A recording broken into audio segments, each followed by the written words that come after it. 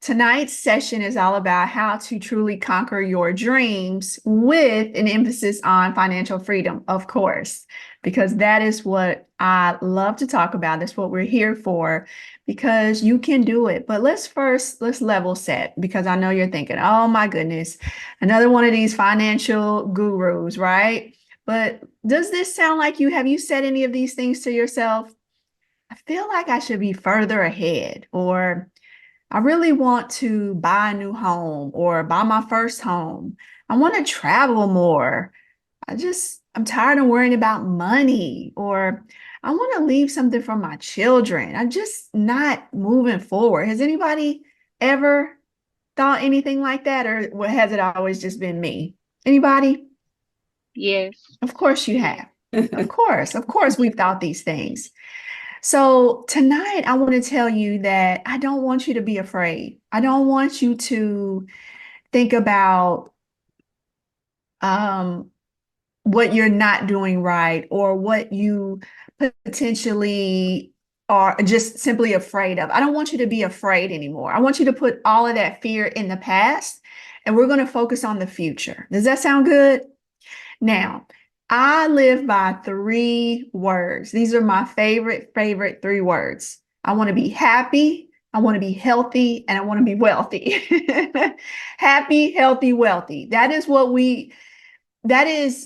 our right. That's our birthright. That is our desire. And we should have that. We just haven't always been taught the tools to get there. So that's what I want to talk to you about tonight. So the first thing I want you to do, I hope you brought your notebook, your notepad, because the first thing I want you to do is write this down. All right. I forgive myself for things I didn't do correctly. And you can put whatever that correctly thing is, because we all have something that we feel was wrong, that we shouldn't have done, or if we could go back and redo it, we would do it differently, right? We all have that. So, whatever that is, I want you to write it down. I forgive myself for doing XYZ, and put that in the past, because the past is the past. We're no longer focused on the past, right? So let's take a look here. I bet you can guess who that cute little darling baby is. That's me. I know, so cute. And that is my mom, my beautiful mom. And I love starting presentations with this picture, because it helps me realize just how far I've come. Can you relate how far you've come when you think back to when you were a child and how you grew up and all that you've been through in your life? And I want you to be proud of that. I want you to be proud of how much you've overcome. I was the daughter of teen parents. And believe it or not, I was very truant. My mom had me at just 17 years old, and life was really tough, right? It was tough for us. We didn't have a lot. I always say we had love, but life got to be too much for my mom and my dad. My dad went off to the military, to the Marines, to try to make a better life for us, but it was just too hard for my mom. So she ended up having family members take care of me, and I'm thankful for those family members who were able to take me in over the years and raise me up. It really took a village to raise me up. So while I didn't have my parents for most of my life, I'm really thankful for all the family members that I did have. But because of how I was being shifted around and living with different family members, that abandonment can really wear on you, even as a child. So I was very depressed, and I did make poor grades, and I skipped school a lot because I just really didn't have any hope. I didn't have a lot to live for. I honestly didn't. So obviously we were financially insecure. And so one day in high school, I'll never forget this day. I will never forget it. And I'm skipping class, and I'm just walking the halls, and I see this flyer on at high school back then, there was always a bunch of posters and flyers all over the walls. And one stood out to me. I don't know why. Among all the things on the wall, one stood out to me, and it was for a college tour. So there was a nonprofit organization that was taking a group of students on a historically Black college tour. And I thought, I just remember how it hit me. And I thought, oh my God. Now I knew what college was, but when I saw this, I just felt like it was for me. And I took down the number. I couldn't wait to get home and to reach out to the organization. So I was able to go on that college tour, and I was able to go on to college, and I graduated from Tennessee State University, and I took out student loans, and I went on to get my master's degree and even my Ph.D. degree. Wow, right? That's when I think back over everything that I went through and where I'm at today, it was because I was persistent and I had faith. Once I had that spark of motivation by seeing that flyer, seeing something that looked like hope, that changed everything for me. So hopefully this presentation tonight is going to be the hope that you need to move forward and to say, you know what, I can do this. I've been playing around, I've been slacking around, but no more of that. I'm moving on and I'm moving forward. So I hope this is what this presentation does for you today. So fast forward into my 30s, I was doing all the things I thought I was supposed to be doing, right? I was paying off my student loans. I had a 401k at work. I was working at Caterpillar Financial. I had my corporate job.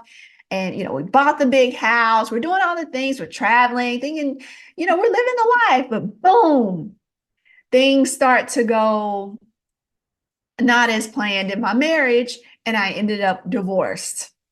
Can anybody relate? That was a tough time. And it took me back to my childhood when I was financially insecure again. It made me think, man, how am I in this position once again, feeling financially insecure, going from two incomes to one income? I was embarrassed. I thought since I was putting a little bit of money in my 401k and I was enjoying life, I thought everything was going great. But when you go from two incomes to one and you realize, wait a minute, I don't have as much money as I thought, even though at that time I had become a professor and I was, making a little over six figures. I finally hit 100K mark and thought, whoa, I'm doing it. But I wasn't saving and putting up enough. I didn't know anything about financial freedom. I just thought I was doing the American dream. I thought life was great. And it was a really big wake up call, right? Really big wake up call. And I felt alone. I felt like I didn't know what to do. I didn't know where to go. I had a financial planner, but he didn't really teach me anything. I had money and it wasn't growing at all. I didn't know what to do. So I had to pull myself up by my bootstraps and say, okay, Kisha, get your act together, girl. Get yourself together. And I had to give myself these pep talks. And luckily I had friends and I had family who also were there to motivate me and pick me up when I was crying and let me cry on their shoulders. But eventually I had to do it. I had to say, okay, God, help me, help me, help me, help me. And I said, well, the main thing is I'm financially insecure. I'm living paycheck to paycheck because I know you're probably saying, okay, girl, you're making 100K. You're doing good. And I was doing good. But when you're living the American dream and you've got the fancy car, you've got the house, you travel, you're doing this, you got the credit card debt, you got the student loans. And when you sit down and you look at everything, you're like, wait a minute, how do I make this much money, but I'm actually in debt and I'm living paycheck to paycheck? Something's not making a lot of sense here. It's not making any sense at all. So that's when I said, I've got to teach myself money management, financial management. I need to start at square one. And I did. And so as you can see here, after I taught myself that and I got really serious about it, and that's today's presentation, I'm going to go through some specific steps that you can do, because this is not something that I magically did that you can't do. You also can do this. So stick around, stay to the end, pay attention, take good notes, because I'm going to give you the gems to help you get started on your financial freedom journey. Okay. So as you can see here, for my tips and strategies, I have been all over the media sharing the good news, and you also can do it. So I also have two books that help me. Obviously, I wrote them, but it's based on the experience that I had, and I had to get that out into the world. So The Unlikely Achiever is what really gave me that motivation, that push, when I was going through and I journaled and I wrote down what I was going through and how I was going to get myself out of those situations. So the conflict resolution tips that I learned are in this book to help me get through divorce and starting over, and how to negotiate and how to speak up for myself and how to be bold. All of that is in the Unlikely Achiever. And then just this year, I've released the Wealthy Achiever, and this is the Financial Freedom Planner. This is where I manage my money. This is where I tracked my debt payoff, where I tracked my investments, where I track my time, my calendar, my meal planning. This is where I track every single paycheck. And I still do this to this day. Every paycheck, every piece of income, I have sheets that I go through for each of those steps. Okay. So that's in the Wealthy Achiever Planner. They're both available on Amazon.com or on my website, LakishaSimmons.com. So make sure that you get your copies of those. All right, so now we're writing things down because we're getting ready to get into the meat of this. So you've seen my story, but now it's time for you to work on you. Now, write this down. What is your biggest financial challenge? Whatever that is, you don't have to tell me, but I want you to write it down, okay? So now that there's more that's holding you back. So whatever that one thing was that you wrote down, I'm not oblivious to the world we live in. It's expensive, right? Inflation. We've all heard of it. We hate it. We're ready for it to go back down, right? Inflation, it makes everything more expensive. And also something you may not have considered, but your mindset. You might really be thinking about saving. Oh, I need to save more. Who has said that before? Oh, I need to save more. I need to save more. It's not just saving more. I need you to consider investing. You have to. And I'm going to show you why today. And just your lack of financial wellness overall. You may not know how to appropriately allocate. Should I save for the house first, or should I pay off this debt first, or this credit card, or these student loans? What am I going to do about all these different things? It can be overwhelming. Can you relate? Right? And of course, it probably sounds hard, right? She keeps talking about investing. What is she talking about? Investing? That's hard. It's not hard. You're telling yourself it's hard. Nobody, find a place anywhere online or someone who's told you that it's hard. But in your mind, you think, oh, this is too much. I'm overwhelmed. It's a lot. How can I do all this? Stop telling yourself that. Stop telling yourself that. What else have you accomplished in life that was hard? Right? You have overcome so much already. This is just your next step. You're right where you need to be watching this presentation. This is right where you need to be. So think about where you need to start. Okay, so let's go through, I'm going to go through 3 steps or 3 stages with you, and I want you to decide where you are in these 3 stages and where you need to start. Okay, so the first one, I talk about a budget breakthrough, because you're probably tired of either you're making more money than you've ever made, even if that's not as much as you want to be making, but you still feel like you're not getting ahead. It doesn't matter how much you make or you get a raise here or there, you feel like you're going backwards.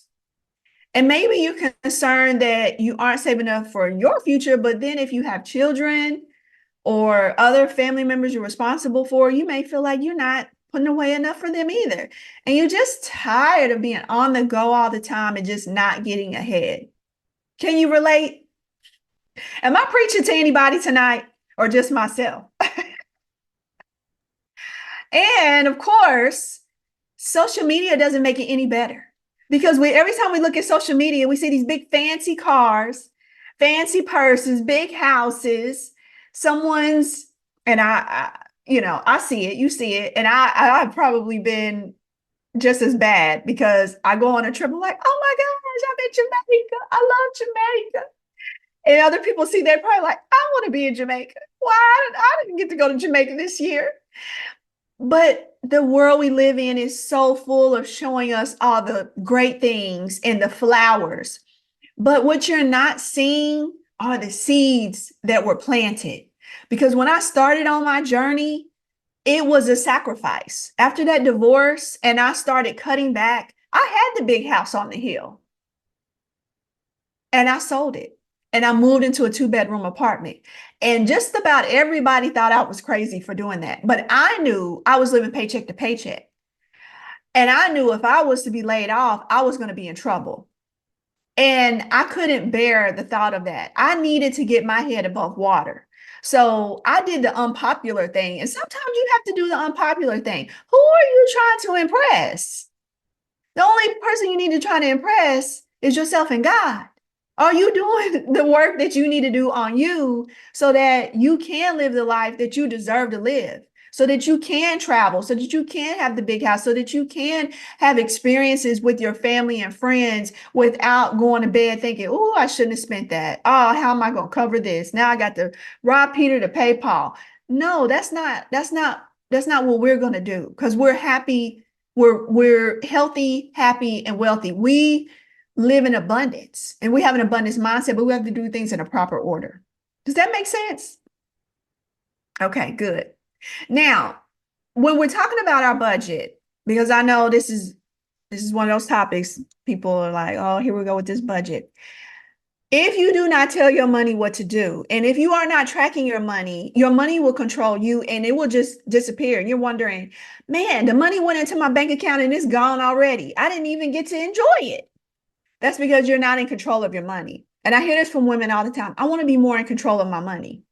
Well, you have to get you an effective budgeting system. So, because I'm such a fan of budgets and controlling where your money goes and what you're spending your money on, you can get this for free on my website. Just go to LakishaSimmons.com and there's a budget tab. Click that and you can download the exact budget that I use every month and the spending log. So I've got a couple spending logs that I'll send to you once you download this, that all comes to you. I want you to start paying close attention to what you're spending your money on, because I know you're probably thinking, well, I'm already doing good with my money. I just need more money. That may or may not be 100% true, because you are likely spending money on things you don't even know what you're spending on. So until you actually track what you're spending for the next 3 to 7 to 10 days, I want you to write down everything that you have to spend money on. And I don't care if that's Girl Scout cookies, your best friend's daughter's dance recital donation, your bank fee, whatever it is, you need to write it all down so you can see what is sucking your money. Find the leaks. There are leaks in your budget. There are. I guarantee you. I coach women every week and we sit down and we pull those credit card statements and we look at everything that's coming out, and there are things coming out they don't even know is coming out.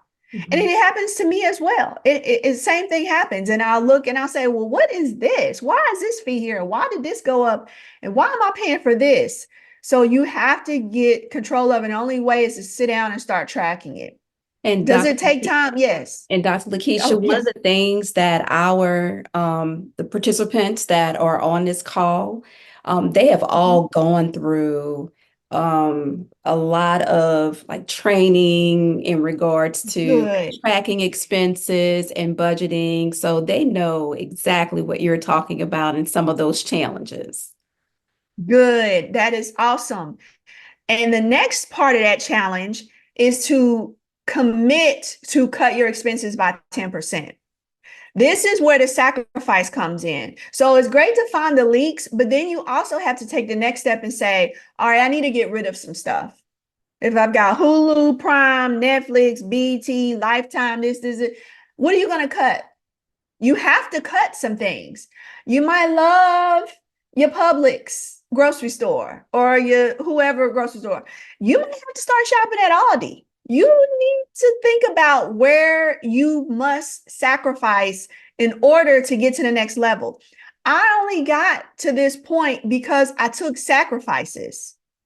It doesn't matter. You can make $250,000 a year and still live paycheck to paycheck. I know people doing that. I know. I look at their money and they're doing it. And they don't think there's anywhere they can cut. Yes, sometimes you can cut money. So let me tell you, Marquita was a traveling nurse. or she's still a traveling nurse. And Marquita came to me because she was a high income earner, but she didn't know where her money was going.